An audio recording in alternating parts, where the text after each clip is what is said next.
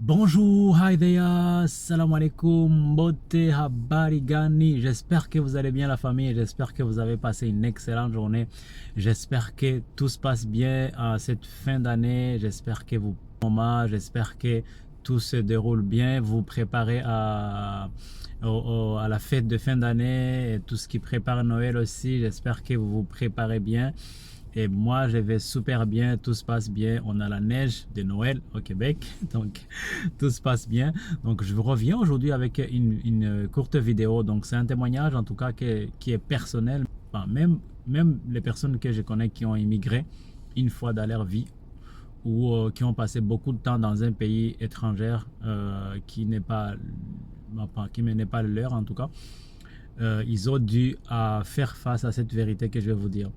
Vous savez, la plupart des personnes, quand ils quittent le pays, leur pays d'origine, pour aller s'installer dans un pays, soit pour les études, soit pour le travail, soit pour y travailler, la plupart des temps vont se séparer de leur liquidité. Ils vont se séparer de leur argent. Parce que pour eux, quand ils vont arriver à la destination, tout va bien se passer. Ils auront l'argent qu'il faut, ils vont avoir un emploi qu'il faut. Donc, comme si tout va rouler rapidement. Mais c'est vraiment une erreur très grave. Vous savez, quand on arrive dans un pays étranger, la chose dont on a besoin, c'est de l'argent. L'argent liquide. OK? Pas des promesses, ni des chèques. On a besoin vraiment des sous, de l'argent liquide. Parce que vous pouvez arriver à un endroit où on vous a promis un logement et vous n'allez pas avoir accès à ce logement-là. Vous pouvez passer 2 semaines, 3 semaines dans Airbnb ou dans un hôtel. Ok, vous ne pouvez pas prendre l'argent, en tout cas l'avion de retour. Ok. Euh, Aussi, vous allez devoir vous installer, que vous soyez étudiant, que vous soyez travailleur qualifié ou en tout cas, vous allez devoir vous installer en fait. Ça veut dire que vous allez acheter le canapé, ou le sofa, ça dépend de comment vous l'appelez. Vous allez acheter les choses de la maison, même si vous les achetez en, en seconde main, ça va vous coûter de l'argent. Ok, je sais que la plupart des pays, il y a des sites de seconde main comme Kijiji, il y a, en France, il y a d'autres, j'ai oublié les sites, mais il y a des sites où vous pouvez acheter en tout cas les choses moins chères. Bon, en tout cas, ça c'est du moins cher dans les dollars, dans le dollar, l'argent local, le currency local, mais ça ne veut pas dire que forcément c'est moins cher dans votre unité de change, en considérant l'argent que votre pays d'origine utilise. Okay? Si vous utilisez par exemple les francs CFA et vous venez au Canada, vous allez trouver les dollars canadiens. Les dollars canadiens sont plus forts que le franc CFA. Donc ça veut dire que vous avez, avec votre 1 million de francs CFA, vous n'aurez pas 1 million d'1 million de dollars canadiens, on est d'accord. Bon, c'est juste un exemple. Mais vous allez avoir moins d'argent, ok? Peut-être vous allez avoir moins d'argent. Peut-être vous allez avoir 1500 dollars canadiens. Je ne sais pas, je ne peux pas regarder le taux d'échange. Mais en tout cas, vous aurez moins d'argent que ce que vous utilisez, ok? Ça, c'est déjà un premier exemple. Et pourquoi je le dis? En fait, parce que quand vous allez quitter, on va vous dire, ok, vous allez, la famille, les gens vont vous entourer, venir vous dire au revoir, vous allez donner vos vêtements, vous allez donner un peu de votre argent, vous allez, en tout cas, vous allez donner l'argent qui devait vous servir. Donc, c'est une erreur que moi, je vous recommande de ne pas le faire. Vaut mieux peut-être ne pas être apprécié, mais prenez cet argent, venez avec ce sous-là, parce que ça va vous servir. Après, quand vous allez vous installer et que vous allez avoir du travail et que tout va commencer à rouler comme là où vous étiez avant, en tout cas, envoyez l'argent que vous voulez envoyer, il n'y a pas de souci. Mais par précaution, franchement, ne venez pas sans le sou sur vous. À moins que la situation soit comme ça, que vous ne pouvez rien faire, que vous ne pouvez rien changer. Mais je dirais même dans le cas extrême, je dirais même si vous avez quelqu'un qui va vous recevoir, en tout cas préparez-vous. Parce que qu'il vous reçoive ou pas, il y a des choses dont il ne va pas pouvoir, euh, il va vous, il va vous, il va prendre soin de vous dans ce qui est nécessaire, primaire. Mais il y a des choses dont peut-être qu'il ne fera pas pour vous. Mais c'est à vous de le faire alors que vous en avez vraiment besoin. Ok? En tout cas, moi j'ai vu les gens venir avec une famille et s'ils n'avaient pas vraiment de l'argent. Moi, il y a comme un ami que qui est venu au Québec il n'y a pas longtemps, mais je lui ai dit, écoute, venez au moins avec une famille, des enfants, une femme, ben, cherche au moins à avoir 10 000 $ de ta poche en fait. Parce que tu viens, c'est vrai, tu as tout, tu as la résidence permanente et tout, mais qui te dit que tu vas avoir un travail dans 3 mois qui vont suivre? Ce qui veut dire que si tu prends un appartement, tu vas payer peut-être 1000 $, entre 1000 $ et 1500. C'est un exemple, hein, c'est moins cher. Si tu le payes 3 mois, ça fait 4500. 4500 plus l'argent que tu vas pour manger, plus les déplacements que tu vas faire. La plupart des temps, tu le feras dans un taxi parce que tu ne connais pas encore le système de transport local. Dans 3 mois là, tes 10 000 $ là, il ne va pas te rester grand chose si tu n'as pas de travail. Et pourtant, peu de personnes peuvent se permettre de quitter avec 10 000 $ en fait. Mais la plupart des gens qui immigrent, des fois, ils se sont préparés. C'est un projet à long terme. Comme on le dit sur notre site, c'est un projet à long terme. Ok? Si vous êtes capable de le faire, venez avec un peu de sous. Moi, je vous recommande de le faire. Même si je sais que l'immigration le dit, ils le recommandent. Ils vont vous dire telle somme que vous devez amener. Vous pouvez regarder sur le site d'immigration. Mais la plupart des gens, ils vont le montrer juste en papier. Mais ils ne vont pas tenir en considération ça. Et ils vont venir sans le sou ou avec un peu d'argent, un tout petit peu d'argent. Ok? Moi, en tout cas, je vous conseille de prendre cette information au sérieux.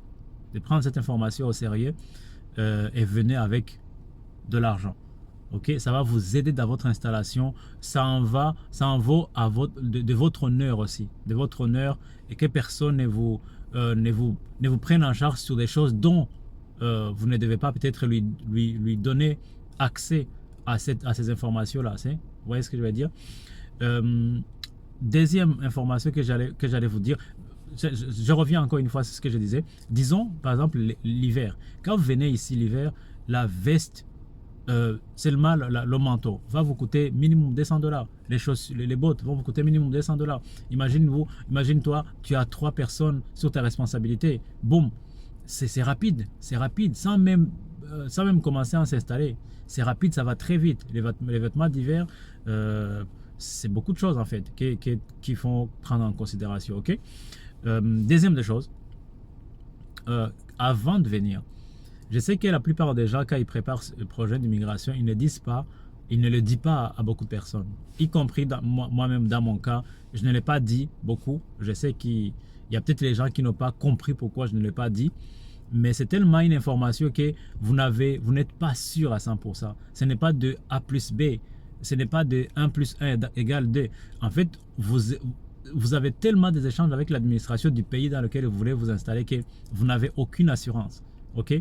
Vous n'avez pas d'assurance en fait.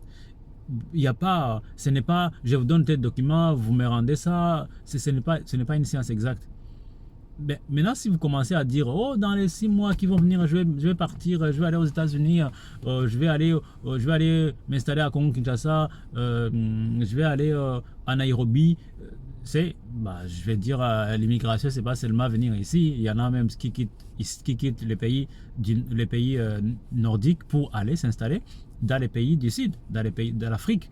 Parce que je crois sincèrement que l'Afrique a beaucoup d'opportunités aussi. Ce n'est pas ici qu'il y a des opportunités. Ça, c'est ce qu'on croyait à l'époque en regardant des séries. Mais la réalité, c'est que il y a beaucoup de personnes en Afrique qui s'en sortent bien, beaucoup mieux même que ceux qui sont ici. Là je ne l'apprends à personne. Donc, je voulais dire que même si vous ne voulez pas dire votre projet, mais si vous voyez que vous vous approchez si vous voyez que vous avez reçu votre visa ou vous avez reçu la confirmation de votre résidence permanente, il est important d'avoir un point de contact dans le pays dans lequel vous allez vous installer. C'est important. C'est important. C'est vrai, vous pouvez m'écrire, me demander un conseil. Oui, je le ferai avec plaisir. Mais si vous avez quelqu'un de votre famille, une connaissance, n'hésitez pas à contacter cette personne. N'hésitez pas à contacter cette personne. Ne campe pas sur vos principes de dire je ne dirai à personne. Je vais me débrouiller quand je serai là. il y a beaucoup de réalités que vous ne connaissez pas. Et je vous dis la vérité que les gens qui sont dans les pays du Nord, dans les pays occidentaux, dans les G7 ou j'en passe, ils sont tellement occupés qu'ils n'ont pas le temps d'aller fouiller, de faire des trucs bizarres. Bah, en tout cas, c'est ce que je connais. Mais dites-le, informe à une personne, dit je vais venir dans tel pays, qu'est-ce que tu en penses? Est-ce qu'il y a un conseil à me donner? Comment je peux me préparer? Ça va vous aider, ça va vous épargner beaucoup d'argent, ça vous évitera beaucoup d'ennuis en fait. Vous pouvez venir même à l'aéroport parce que vous avez oublié un document, parce que vous vous êtes mal comporté, on vous met dans l'avion, vous retournez en fait. Je me rappelle quand j'ai quitté mon pays pour aller en France et pour étudier, je me rappelle que j'étais avec un gars qui partait à Amiens en France et le gars a failli se faire renvoyer du bled parce que il avait oublié d'imprimer l'attestation d'inscription de son université. Alors moi, quand je quittais, on m'avait informé comment j'avais une personne qui était déjà là, qui m'avait informé comment je devrais même disposer mon passeport, comment je devrais mettre les papiers en place. Quand j'entrais sur un poste de police, au checking, je sortais mes papiers, ils étaient très arrangés. En fait, je suis parti avec ce gars au poste de police pour aller fouiller dans ses bagues, dans ses sacs, sans savoir où il avait mis les papiers, pour aller les chercher parce qu'on allait le refouler. Mais heureusement qu'on s'en avait fait connaissance sur le trajet et tout. Et à ce moment-là, j'ai pu trouver le document dont la police voulait avoir. Donc c'est pour vous dire qu'on va vous épargner beaucoup, on va vous aider dans beaucoup de choses. Imaginez-vous, pendant la pandémie, en fait, on exigeait que les gens qui devaient venir au Canada, ils devraient télécharger l'application qui s'appelle ArriveCan. Et il y avait beaucoup de choses, des tests, et tout ça. Il y a des règles qui changent en fait. Et la personne qui est sur place peut vous informer, peut vous donner l'information, ok? Je comprends que vous avez peur qu'on foire votre projet selon vos croyances, je ne sais pas quoi, mais une personne peut vous aider, peut vous épargner à perdre beaucoup d'argent. Je vous comprends très bien, je comprends votre position. Si vous n'aimez pas ça, je suis d'accord avec vous, ok? Mais prenez ça en considération. C'est ces informations que je voulais vous donner. Je sais que l'année prochaine, il y a des personnes qui vont venir s'installer. S'il vous plaît, prenez ça en considération. Ne venez pas les mains vides. Amenez l'argent que vous avez épargné et prenez en considération l'instruction que le gouvernement vous donne concernant les fonds que vous devez avoir quand vous vous installez au Canada ou ailleurs. Deuxième chose, cherchez un point de contact, une personne qui peut vous aider lors de votre préparation de voyage et lors de votre installation. Ok, ça va beaucoup vous épargner beaucoup de difficultés et ça va vous aider, ça va vous aiguiller. Vos procédures administratives seront très rapides et bien faits et vous ne perdrez pas votre temps. Ok, sur ça, je vous souhaite une excellente journée. C'était juste une vidéo de témoignage et d'encouragement.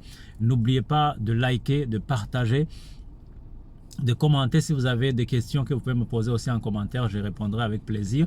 Et sur ce, je vous souhaite vraiment bonne préparation pour les fêtes et prenez bien soin de vous. Offrez les cadeaux à des personnes que vous aimez et profitez pour vous reposer. L'année va commencer très rapidement. Vous savez que le premier trimestre est très rapide et les choses vont très vite. Les nouveaux projets sont lancés et tout ça. Et que Dieu vous donne la force en tout cas de faire tout ce que vous avez à faire, de réaliser tout ce que vous avez à réaliser. Et par la grâce de Dieu, on se parle très bientôt. Et on se dit à bientôt, portez-vous bien. Bye, salut, ciao.